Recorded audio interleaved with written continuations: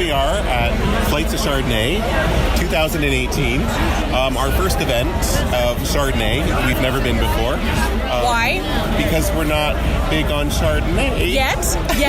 But The weekend is young. however, tonight the first three that we've had we really liked. There's a lot to kind of discover out there, and I think we just have to have an open mind. I think everybody has to have an open mind. Well, I think that's one of those, I want to say not superstition, those things about Chardonnay, either you love it or you hate it. And that's one of the things that I'm always trying to explain to people, that that's one of the things I love about cool climate Chardonnay, is that it's not the classic Chardonnays that people tend to scoff at, right? Absolutely. I was quite shocked that, for a while I was the one that would always try a Chardonnay. But I'll be honest, we would go out to a winery and they would say, well, this is a Chardonnay, and all of a sudden I would feel my nose going up and I'd be thinking, I'm not going to like it. Yeah, like, I'm done. I don't like this winery anymore. But you have, what I've always said is, you know what, go to a winery, do a blind tasting, because that way you have no preconceived notion of what you're tasting, and you might like it. Exactly. And I have. That kind of just sums it up. My motto is always, the only way that you learn more about wine is to drink more. Absolutely. Pick up.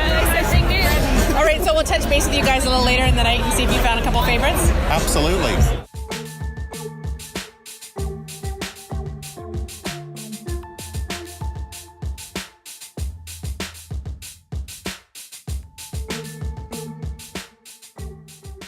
Welcome to Flying for Flavor, and I am your host, Stephanie Pichet. And those were the Wine Boys, wine bloggers from Niagara, Denny and John.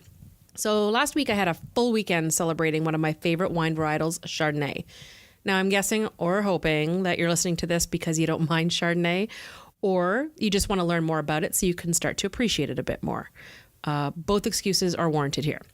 So the Wine Boys admitted to me a while back that they were not really big fans of Chardonnay. Actually, they're the ones that labeled themselves ABC, anything but Chardonnay. They have never attended one of my favorite events in Niagara, the International Cool Climate Chardonnay Celebration, also known as the I4C. Now, this festival has been in its 8th year now, and it's comprised of a full weekend of fun events celebrating exceptional cool climate wines from all over the world. So they met me at the event last weekend and tasted everything that they could find that evening.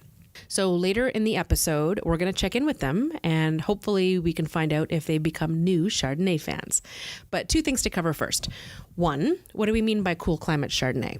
The winemakers who created the I4C have long believed that Chardonnay, one of the most widely cultivated varietals in Ontario, is deserving of a bit of a renaissance. It's resilient and refined. It can be steely or floral, complex or focused. It expresses terroir better than any other grape in Ontario.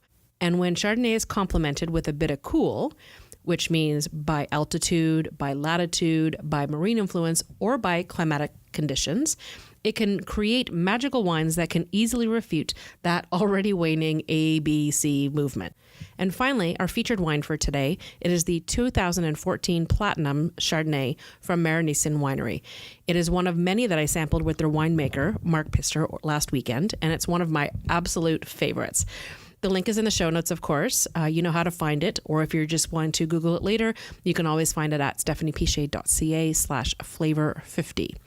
And speaking of my chat with Mark, here is the best of what we discussed all about Chardonnay. Enjoy.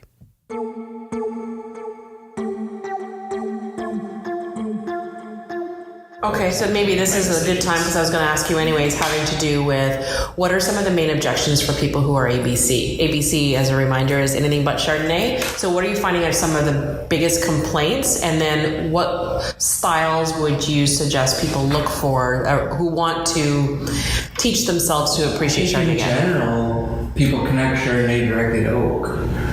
And I just don't know that they completely understand where oak can live in terms of its aspect of Chardonnay. So for me, from a starting people back on Chardonnay, it would be unoaked. It really would. I mean, make some really great unoaks and really approachable wines in that style in Ontario. Not everybody identifies as unoaked, though, when they're making unoaked wines. Not everyone identifies them as oaked, and so I think there's a big risk for consumers when they're making that purchase that they're going to end up with a big and oaky white wine. Like on the gold, we don't identify it, right? Yeah, it doesn't say It whether doesn't say oaked, but we identify the unoaked. Okay. You know, so like we're providing at least that differentiation, and that's definitely a discussion we have at the retail bar, and none of these wines are available outside of here. And so that's an easy thing for us to control, but when you're in the LCBO and you're looking at all of that stuff, it's very difficult to figure out what to do. So, you know, Yeah, general recommendation so is to unoaked- look for stuff that says unoaked, or read people's notes, and that's, you know, sort of when I'm looking for wines, even still, I go to the media that I trust in terms of their palate and what my experience has been with their recommendations, and then I'm going to those wines, or you know, find an LCBO consultant or a wine merchant, or the other store by Peller, which I think is a wine shop merchant, or any of the other people selling wine, and ask them about it, and let them know your style preference, because they might be able to find a Chardonnay that still fits right in there anyways. But yeah, I would tend towards saying unoaked, because the biggest objection that I get from people that are about drinking Chardonnays is about oak. You think it's because they were basically overexposed to the big California warmer climate styles? It's potentially that, and then I think you get really missed with oak, because I think those mistakes continue to be made anyways, and so I think there's a risk for the consumer, and that's the scariest part about it. And there's so much choice, and there's so much information that you know is completely. I'm still concerned when I'm buying wines. I generally have a more open palate, so my concern is less. But you know, spending, you know, investing 15, 20, 12, even whatever, you're investing money in a wine, you want the experience to be correct, and you don't get to taste stuff all over the place. So, you know, if it is oak, that's the issue in Chardonnay. I would say, you know, tend to the unoaked styles, and then read recommendations.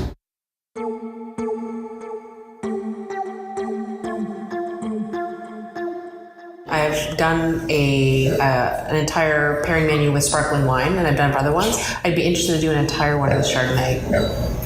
Just to show all, right?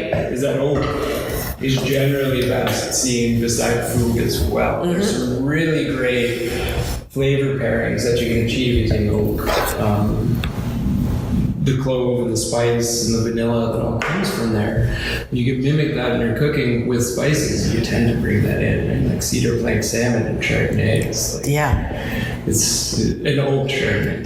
Not regular Chardonnay. It's fine, but the cedar plank salmon tend to dominate the unoaked styles. But if you have oak, then you have pairings, and then the fruit is able to be revealed in the tasting position. So yeah, if I can re-answer that question you asked, the other thing I would say is drink your oak Chardonnay with food and see the benefits that you get from having oak in your Chardonnay, even at higher levels. I've seen it work. And I think that might be part of the problem, is that there's not enough people that are tasting wines with and without food. And it's a completely different experience. And it's a completely different, like the flavors change based on what you're having it with. So opening a bottle and tasting it before you have it with the dinner. Yes. Sometimes I've actually done that where I've tasted it and I went, I like it, but I like it better without the food, and then I'll put that aside and I'll have something different with dinner. Right. That's also possible. I also, every time I open a bottle, I'm just tasting it without food first. I don't really want to be tasting that wine with food from what I do point of view, from what my career is. It just allows me the opportunity to make that assessment as it stands as a wine. But in a lot of cases, that wine, hopefully, if you've done, if your pairing is correct, it enhances both the food and the wine gets enhanced. So you can eliminate those concerns in Chardonnay. And there are not too many other white varieties where you get oak. And so it's the only real sort of consistent experience that you can achieve is with Chardonnay, right? I mean, there's some southern Rhone varieties that occasionally see some oak. Well, by coincidence, just came back from Spain. Some of our favorites were actually barrel-aged Albariños. Oh, yeah. And they were are so good. We don't see too many of them here. Okay, well, next time I come down, I'll have to bring you a bottle to share it with you because, I think we even had a barrel aged one that they made into a sparkling. But some of those were our like standout ones. They still are better with food, but just that little bit of oak in with the Albaniño just takes it to a completely different place. It was fascinating, actually.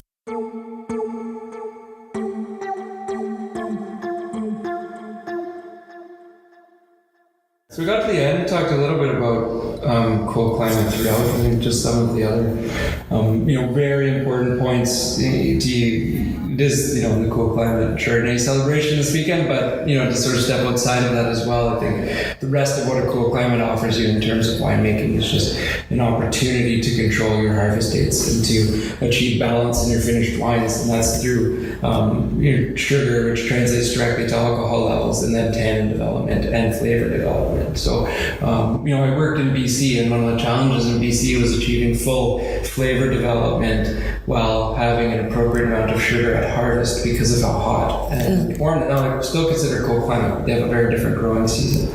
And so when they get that warm, what they end up doing is getting a whole bunch of sugar being produced by the vines going into the grapes, and not the same flavor development in the grapes themselves. So you can have a Merlot at 24 bricks that still tastes a little bit green, that you have to ripen a little bit further. But if we get Merlot at 24 bricks here in Niagara, we end up in a situation where we have generally full ripeness and sort of an adequate sugar that we're looking for. Whereas if we went much higher than that, the alcohol might be out of balance in the finished wine. So cool climate wines tend to be more balanced, and they tend to have a better fruit expression, and the challenges are getting tannins to full ripeness for our reds. But I think there are varietals that we can do that year in and year out. In our best years, our best kept Sauves are I think as good as anywhere else in the world. And so when you're looking for those opportunities, the quality generally I prefer in cold climate regions, just that sort of overall balance between alcohol and tannin and fruit expression.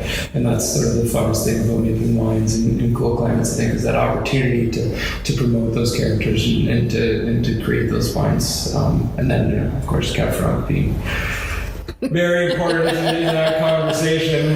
Yes. I know it's a Chardonnay discussion, but I have to plug Cab Franc as well. Yes. Love Chardonnays, so yeah. No, and I think that's one of the things I was kind of hoping at the end of this, because I've done tastings and classes and stuff at different experience levels, and I find that as soon as I try to do a Chardonnay focused class or tasting, I have a hard time getting people to come in because they're so nervous about it, or what it's going to be. And even where I've snuck them in, it's usually when I do a general thing, like I'll do an intro to wine and cheese pairing or something, and then I put in the Chardonnays, and it's usually at some point in that group that they will say, I never usually drink Chardonnays, but right? And that's what I'm saying. I said, I think it's just you've been drinking the wrong Chardonnays. And I'll do the same thing. The interesting thing is I'll do the same thing when I do a tour of France, right? I'll throw in a Burgundy, and all of a sudden it's a life-changing experience. Well, I didn't know Chardonnays could be like this. And I said, well, you've just been choosing the wrong one. So I always tell people, you just gotta drink more. You drink Blanc de Blanc, and then Chablis, and then, all the way down. Burgundy, as you move south, it really changes houses. The complexity of a Burgundy is phenomenal, and it's really like some really, really fun wines there. We have the same thing here in Niagara. It's just you have to know the houses and know the production and who does what, and know the producers and who does what, right? Yep. We tend to stay on a very sort of cleaner, softer, fruitier approach to Chardonnays, but that's not everything that Chardonnay is about, because like the complex stuff coming with some of the other wineries are phenomenal, right? You could so as much as there's the varietal itself is fairly crucial, I think it has to do with the palate and the talent that goes into it, into its production, and what you can do with that grape is what the final result's going to be. Exactly, and that's again, that's getting back to the fact that Chardonnay is so malleable in the cellar that your decisions as a winemaker have a significantly larger impact on the finished quality of those wines than a lot of the other varietals. So winemakers love playing with it. Yes. So it's a good excuse for hosting your own Chardonnay tasting party. Chardonnay tasting parties, just to see what we're thinking when we're making wines. No, yeah, there's some great, pretty much everyone can do a really good job with Chardonnay in Ontario, and a lot of people do. So not a lot of risks from a quality point of view. From a style point of view, and maybe they're still out there, but try them. I think you'll like them.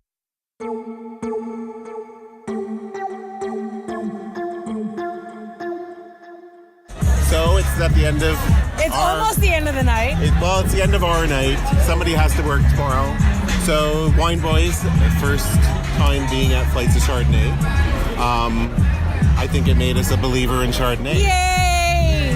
I knew it. I had every faith in you. My favorite was probably Francois Martineau from France. It was 50% Chardonnay, 50% Pinot Noir, and quite refreshing, and had me go back 3 or 4 times for more. Yes. So that was really good. And that's going to be available here in Ontario at some point because we talked to them. Yes. So once I have the link, I will have it up on the show notes.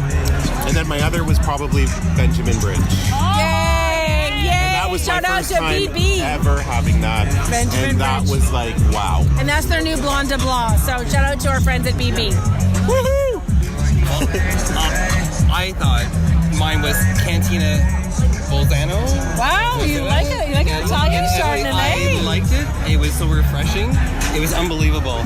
But my heart is still a Niagara person, so dedicated. I fell in love with Domingue Qualis once again. That's one of my favorites. Once again, Well done. I fell in love with him at Cuvée and had to stand in line and wait for my sample, and it is out of this world, and I can't wait to visit this winery and taste their Pinot Noir. Oh, Pinot Noir is my favorite too. Yeah. So Domaine Qualis is one of my favorites. So if you really love Burgundian style, like Chardonnays and Pinot Noirs, Domaine Qualis is probably the closest thing you can get to going to France.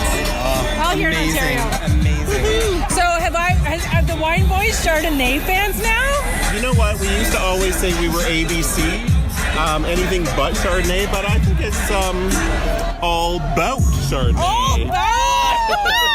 Oh my God, that's awesome.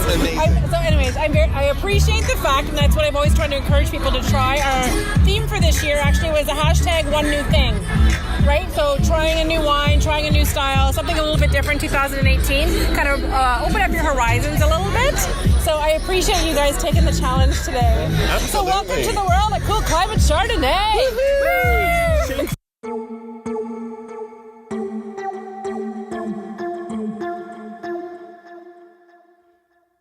If I haven't mentioned it before, Chardonnay is one of the most produced white wines in Canada and the world. Yet, unfortunately, as we've already mentioned in this show, there are so many stereotypes. I've heard comments that the grape is overplanted, meaning that it's everywhere. I've heard that sometimes it's described as bland, not very exciting. And then other times I've actually heard from people that they don't mind it. They're not really appreciating some of its complexities, and they always tend to label it as easy, meaning it doesn't require much thought. You know, you can just grab a Chardonnay and they're all going to taste the same. Well, I don't agree. So one of the reasons that I wanted to do this show is to talk a little bit more about the difference between warm and cool climate Chardonnays, because that might be part of the stereotype. So as a summary, so the warm Chardonnay styles are not necessarily going to be considered elegant or complex. Those are probably the ones that are made in mass production, are very generic in style. You can barely tell one difference from the other, from one bottle to the other. And the cool climate ones, partly because there are so many different variables in how it's grown and how it's made, that it has a lot more versatility, or as Mark Pister just told us, it has a lot of malleability. So it's a big favorite for winemakers. So regardless of the style, the wine grower and the winemaker are the artists that really know how to make this cool climate varietal truly shine. So here's a quick summary of how to best learn how to appreciate Chardonnay just a little bit more. Number 1, taste it blind. So when you're going to a winery in a tasting room, or maybe you just want to do it at home with a few friends, buy a few different whites and throw in a few shards to make sure that you can truly figure out your own style. So if you're at a tasting bar at a winery, ask them to hide the bottles from you and slip in a Chardonnay or two, and you might be surprised at a new find that you'll find there. Number 2, as Mark suggested, look for unoaked varieties. So you can either check with a winemaker, do some research online, read the note sometimes on the back of the bottle or on your LCBO app, and try to choose the ones that say that they are unoaked, because maybe it's the oak that's actually not to your liking. Number 3, pair oaked with food. So when I think of oak, I think of the word toasty. So think of flavors like nuts, pastry, things on the barbecue that are fairly lighter style, not too spicy, like grilled fish, grilled chicken. Shellfish is really great with that.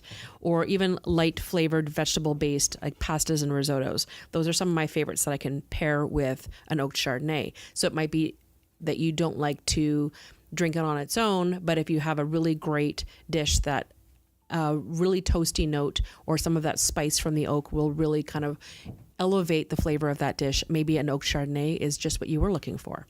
And number 4, I always suggest if you have the chance to go to tasting events like the I4C, it is a great opportunity for you to sample different wines from all over different wine regions and essentially all over the world. Maybe it's just a certain part of the country, or maybe it's a certain style, maybe it's a certain climate, or maybe it's just a different winemaker that will actually create the Chardonnay that's best for you. So, in closing, I got a lot of thank yous for this episode just because it was a full weekend of taping. So, special thanks to the Wine Boys, my wine blogging friends from Niagara region.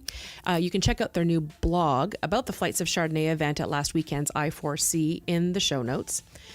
Thanks to Mark Pister and the entire staff at Marination Estate Wineries for the informative chat and delicious tasting. It's always fun visiting all of you there, and I'll be back very soon.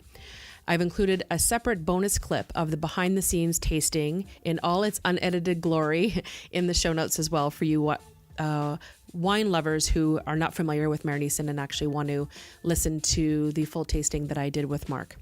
And thanks to the entire team of volunteers and staff at this year's I4C event. I already can't wait for next year.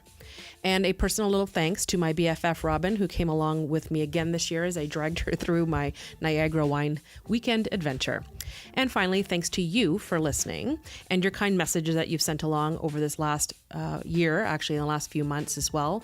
Make sure to rate us and subscribe to us on whatever podcast player you're listening to so that we can always kind of keep up to date on what you're listening to and where and what topics are really kind of hitting the spot for you. So until next week, open up that bottle of Chardonnay. It's time. Cheers.